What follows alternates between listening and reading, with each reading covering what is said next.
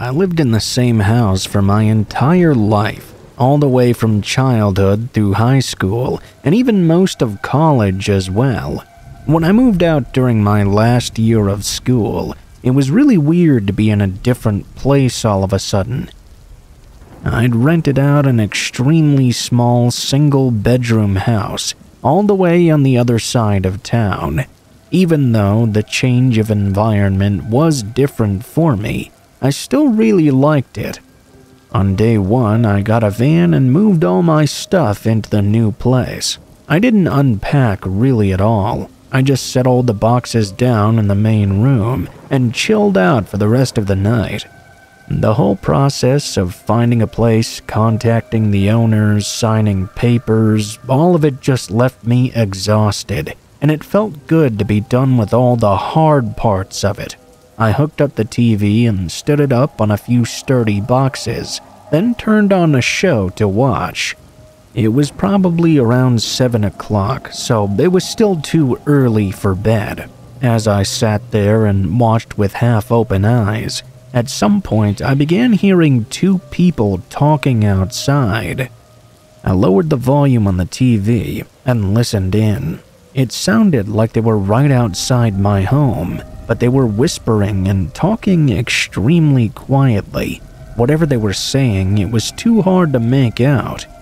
I got up and walked over to one of the windows, pulling the curtain back a little.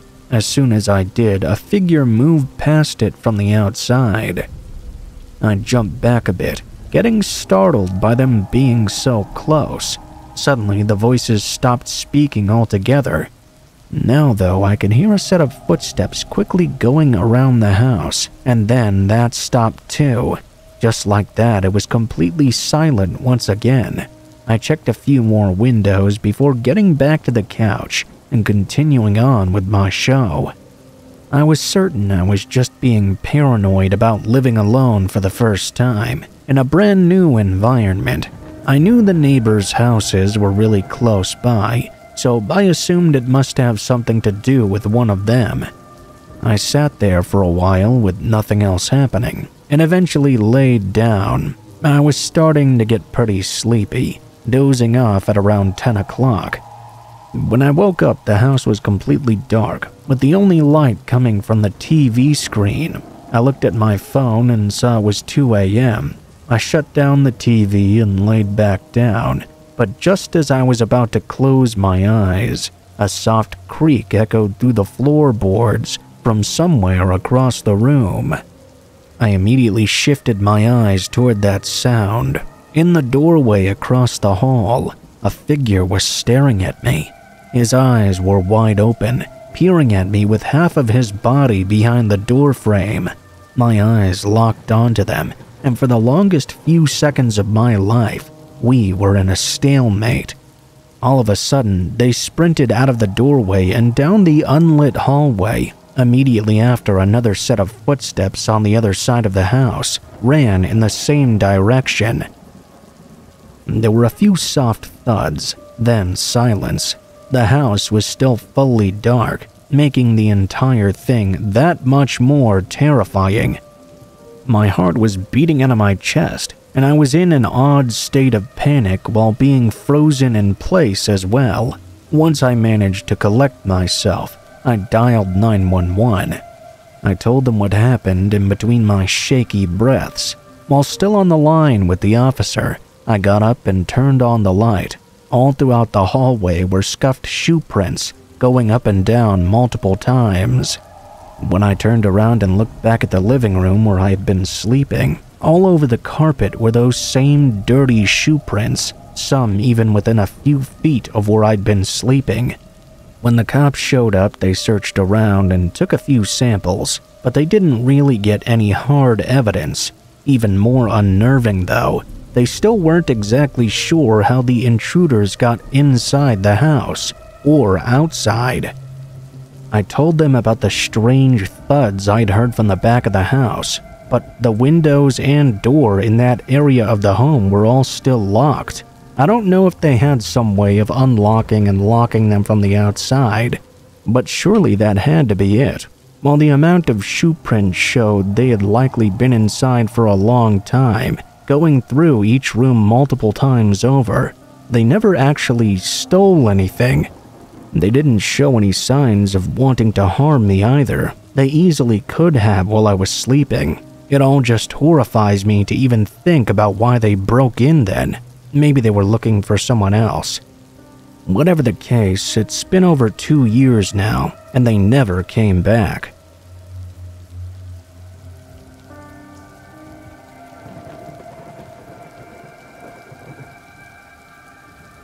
This summer in late June, I moved from my apartment into a quaint little home on the outskirts of my city.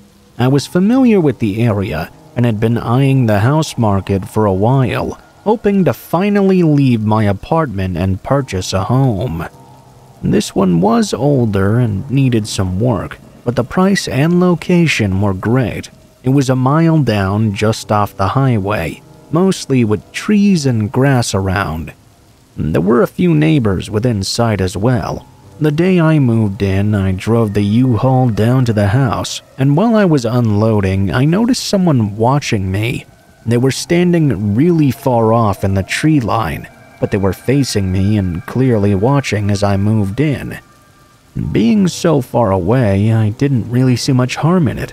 I found it to be kind of strange, sure, but I forgot about them while focusing on getting everything inside the house before dark. I finished up around 6, just as the sun was starting to set. With some time to spare, I went back outside and locked up the back of the U-Haul, then got in and drove it back to drop it off. When I turned the truck on and started driving though, I noticed that same person was still there, now closer to the road. They were still staying near the tree line though. When I passed them, I watched as their head turned, following the truck with their gaze as I drove away. During my drive to the U-Haul shop, I started getting a strange feeling in my gut. Something was really off about that guy. Maybe this wasn't something so innocent after all.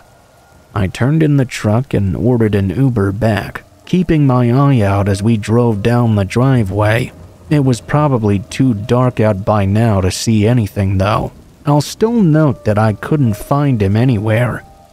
I got out and went inside, turning on the lights and feeling overwhelmed by the sheer amount of boxes and furniture stacked all throughout the home. It was just past 6:30, so I took a dinner break and then got to unpacking. I spent the whole night organizing what needed to go in storage and what needed to be unpacked. Once I had the pile of boxes for storage, I started taking them up to the attic. I pulled the ladder down and carefully climbed up with one hand. I hauled the box up. Once I got there, it was pitch black, but I could barely see the light bulb reflecting a bit of light from downstairs. I walked over and pulled the string to turn it on. Unsurprisingly, it was very dim and didn't light up more than a couple of feet around it. I set the box down and pushed it up against the wall, then went back down the ladder and into the kitchen, where I'd piled up the other storage boxes. I picked up another, and as I walked over to the stairs, I heard the sound of metal from the upstairs hallway. It was the clear sound of someone climbing down the ladder. I looked up at the staircase, just in time to see a man appear at the top looking down at me. He started to run down the stairs at full speed. I turned to get out through the front door, and I could hear his footsteps rapidly approaching behind me. I ran out to my car and jumped in. I locked the doors just as he slammed up against it and began furiously trying to open it. After a few failed attempts, he tried to punch at the window, then took off running toward the tree line when that failed as well. I was completely terrified. I called the cops. Of course, they didn't find too much, but guessed he might have been staying in the attic for a few days, based on a few blankets that were up there. I don't know the whole truth, and I likely never will. Just thinking about how I was up in the attic while he was hiding somewhere in the dark, just a few feet out of sight from me, is terrifying. He did chase me, so I'm pretty sure he was not just a harmless person hiding out. What exactly he would have done had he caught me, though, is a question best left unanswered.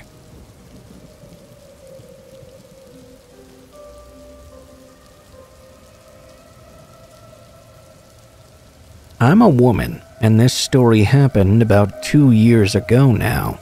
I switched jobs around that time, after working in one office building for about 1.5 years. There was a better job opportunity for me, so I decided to take it. Now, the first office I had worked in was not a bad job at all.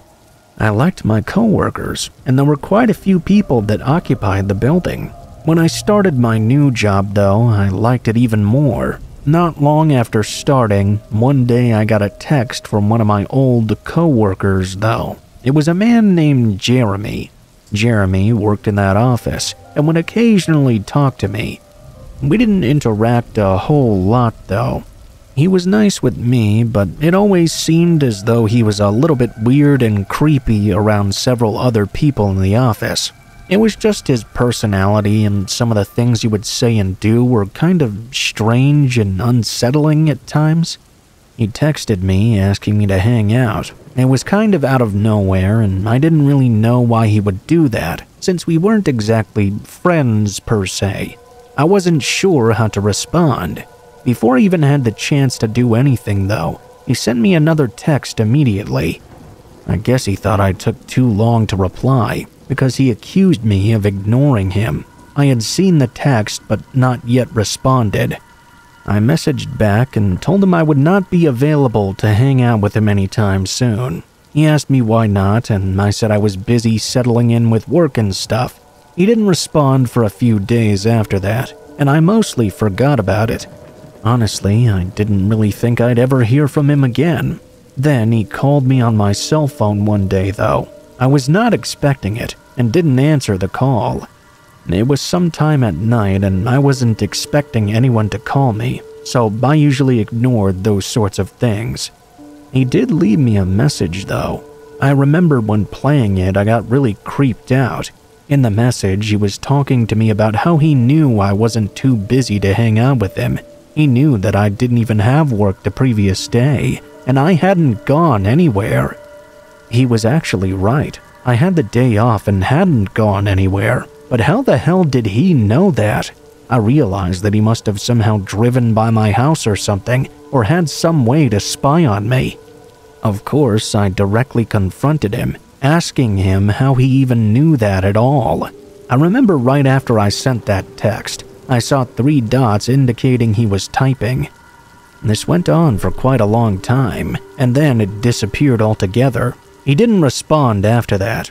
I started to pay more attention to the outside when I was home. The next night, shortly after getting back home from work, I noticed a suspicious car parked on the side of the road. It was in the one corner which had a really good view of my home. I couldn't see who was inside the car or who was driving or anything. It was too far away, but it was certainly suspicious. Nothing else weird happened for a few nights. Eventually, though, I received another phone call from Jeremy, this time at 1 o'clock in the morning. Obviously, I did not hear or see this until the next morning, because I had already long since gone to bed. He did not leave a message this time. I asked him why the hell he was calling me at 1 a.m., and why was he being so weird to me all of a sudden. He didn't respond, so I decided to just block him. Maybe I should have done that long before, but I figured he would at least give me some sort of explanation or something, since we were acquaintances. For the next couple of days, everything was perfectly normal. One day, though, I got back home sort of late for work. Afterwards, I was just planning to go right to bed. I was really tired. About 20 minutes after arriving back at my house, though, I heard a knock at the front door. I walked over and looked out to see Jeremy standing there.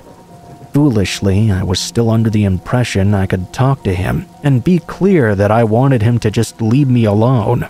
As soon as I opened the door, though, Jeremy rushed inside and grabbed me. We struggled for a bit before I managed to slip free of his grasp. It all happened so fast, it's kind of a blur in my memory. All I remember is him charging at me, and then somehow me being outside and running away from the house. It was my first instinct for some reason. Of course, Jeremy chased after me. I ran through my front yard and into the street, then into my neighbor's yard. Surprisingly, Jeremy actually stopped chasing me. When he got to the street, I saw he ran in a different direction. He ran the corner and got inside a car and drove away. I rushed back inside and called the police. They came out a short time later. I told them everything I could about Jeremy. Long story short, I got a restraining order against him, and he hasn't tried to bother me since.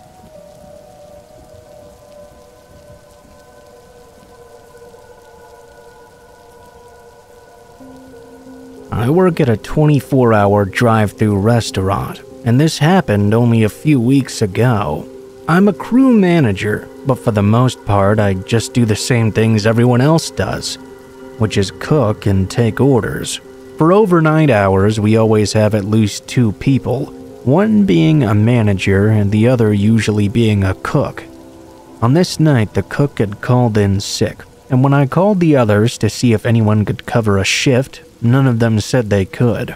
By 12 a.m., I was the only worker there. Now, usually the restaurant doesn't get busy overnight, and more employees come in at 4 a.m. anyway, so it wasn't an entire shift alone. Still, it did mean that for 4 hours I had to do everything myself. I left my headset on just in case someone came to the drive-thru and started working on all the tasks that had to be done for the night. I started by scraping and cleaning the stove tops, but a few minutes in I was interrupted by a banging sound from the front of the restaurant.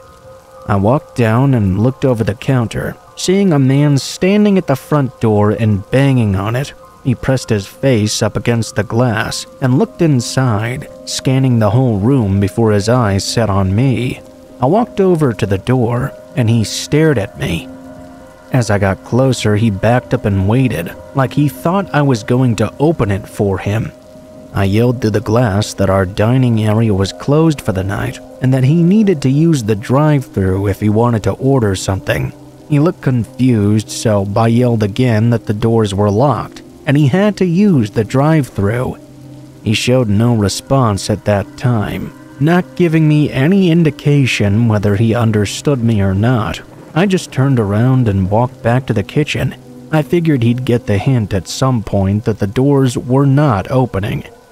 I continued working on the stovetops, spending at least 20 minutes on them. Throughout that time, I had gone once to check the front to see if the man had actually left. From what I could see, he was gone.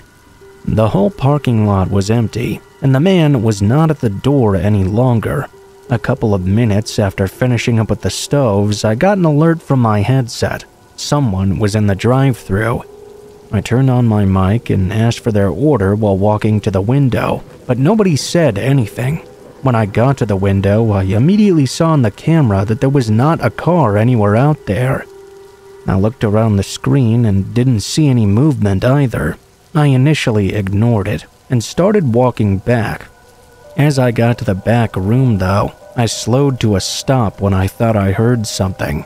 I stood in place and listened as footsteps slowly walked above me on the roof of the building.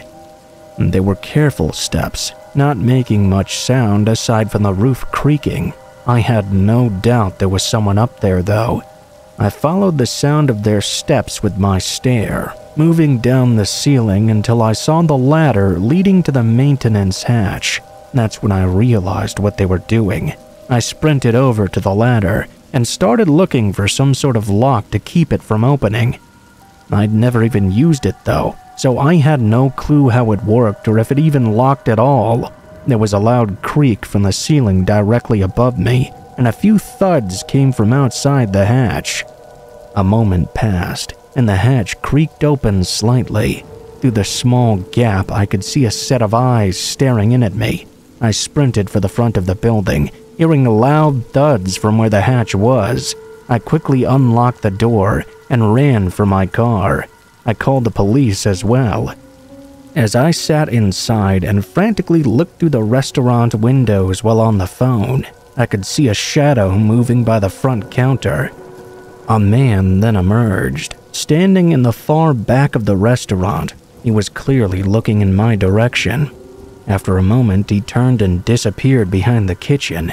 When the police arrived, they searched inside and outside, going onto the roof as well. It seemed the man had already fled. Nothing from the place was missing. No equipment or money was taken. Nothing. He just broke in through the ceiling and left. But it's hard not to come to the conclusion that he was there specifically for me. Like I said, this happened pretty recently, so there's still not much of an update on it. Even with his face on the cameras, there's still yet to be a confirmed identity. The owner of the building added a padlock to the inside of the hatch though, which should have been done before, but I guess it was just an inconvenience. I still worry about the man's intentions, if he could be watching and waiting for me to be alone again, to do whatever it is he wanted to do before.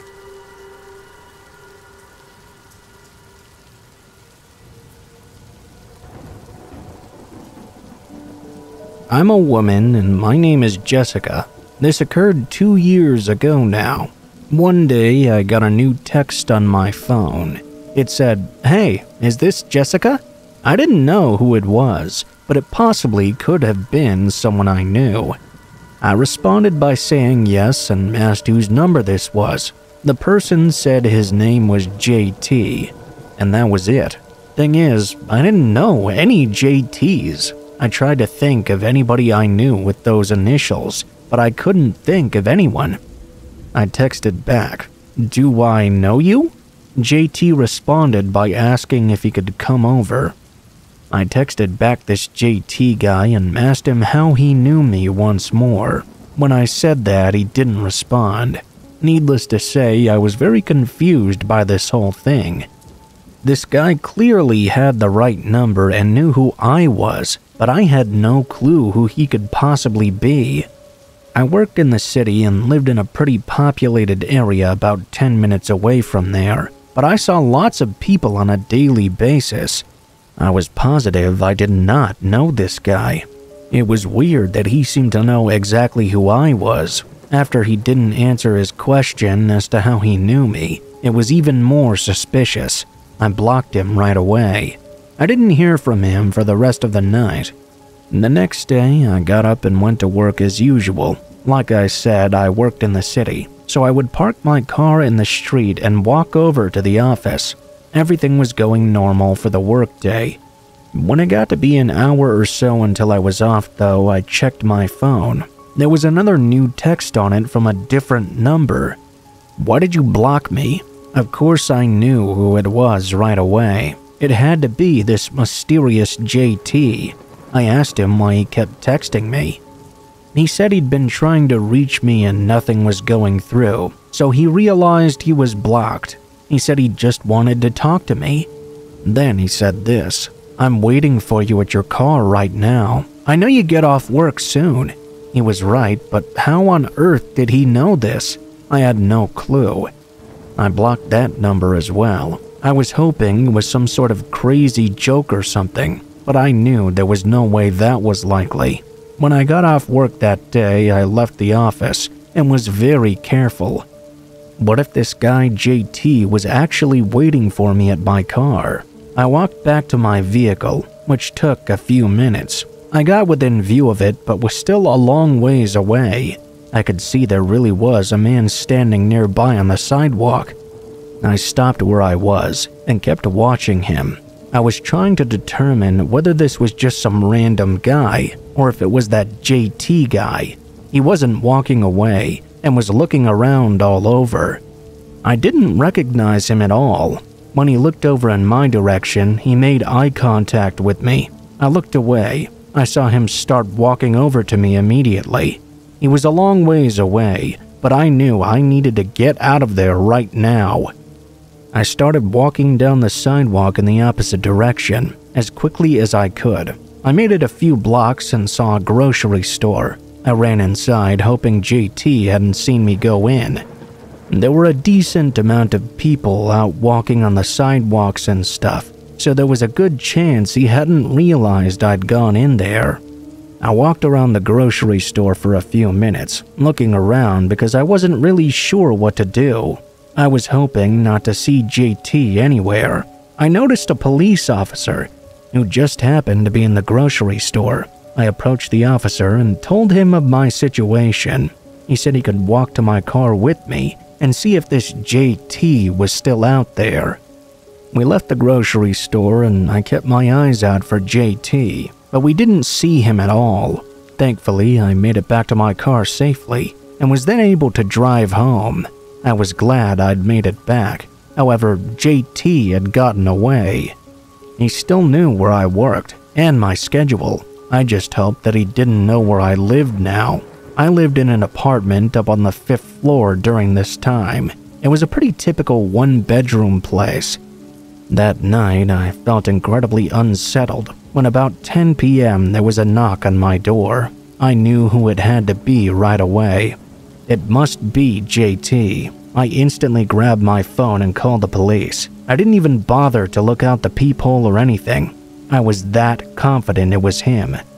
A few minutes later, he knocked on the door again. I didn't answer. I got another text on my phone from yet another new number. "Open the door. I know you're home." I didn't reply. I just hoped the police would get there soon. 10 minutes went by. I was in my bedroom hiding and listening for any sounds. JT was not knocking anymore. I figured he might have left, but suddenly I heard some voices from the hallway. I realized the police must have arrived. I went to the door and looked out, and sure enough, JT was still there. He was talking to them. They got him to go away, and I also got a restraining order against him. Thankfully, after that night, I haven't seen him since, and I also haven't received any more texts from him.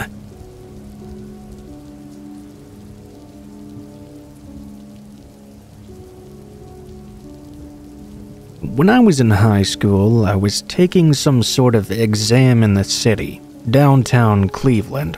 It was some kind of aptitude exam or something, I think. I don't really remember. What I do remember is that during the break, I stepped outside to have a cigarette. I was 18 at the time, so this was fine. I was the only one out there, which was a bit unusual. Usually there would be a group of people, or at least one other person smoking. So I'm kinda standing there minding my own business, when all of a sudden this homeless guy rounds the corner and looks right at me.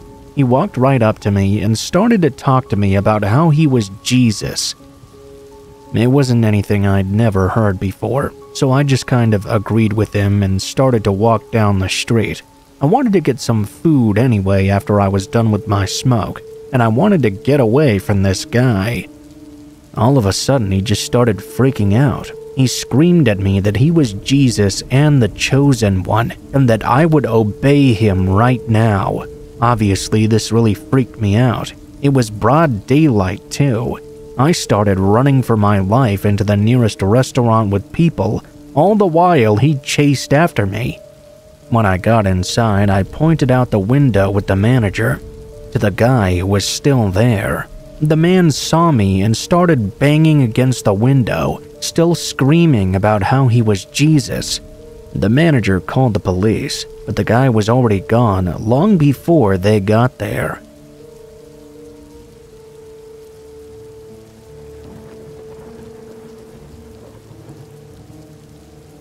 My wife told me this story.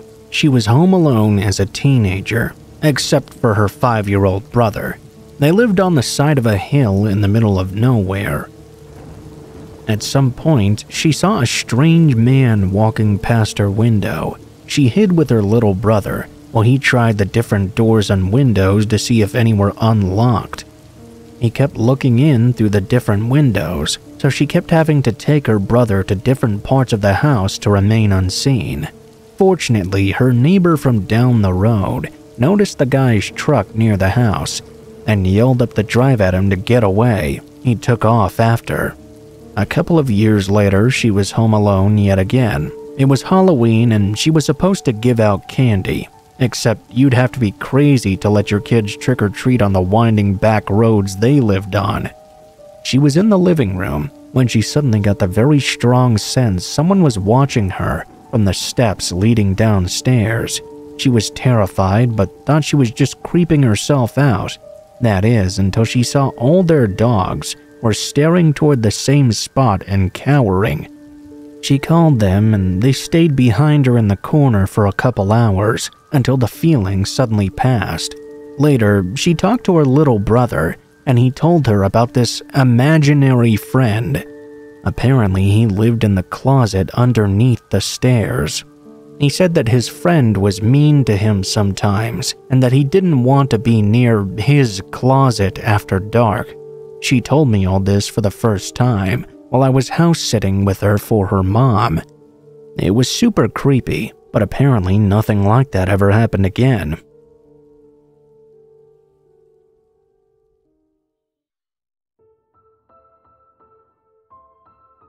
What is up, guys? Blue Spooky here. Thank you guys so much for watching, especially if you made it this far to the end of the video.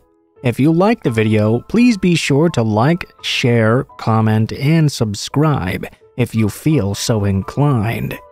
If you have any feedback for me as well, be sure to leave that in comments below the video. If you guys have a story you'd like to send in, or if you'd like to contact me for any reasons, there will be links to my social media in the description below the video, including my Facebook, Gmail, and Twitter accounts. Go ahead and send me a message on any of those, and I'll try to get to you as soon as possible. If you do decide to send in a story, please be sure to include in the tagline what the name of the story is if it has one, what type of story it is if it has one, and how you'd like to be credited in the description below the video. Please make sure to include as much detail as you feel comfortable with and try to use as much proper grammar as possible to make sure you have the highest chance of appearing in a future video.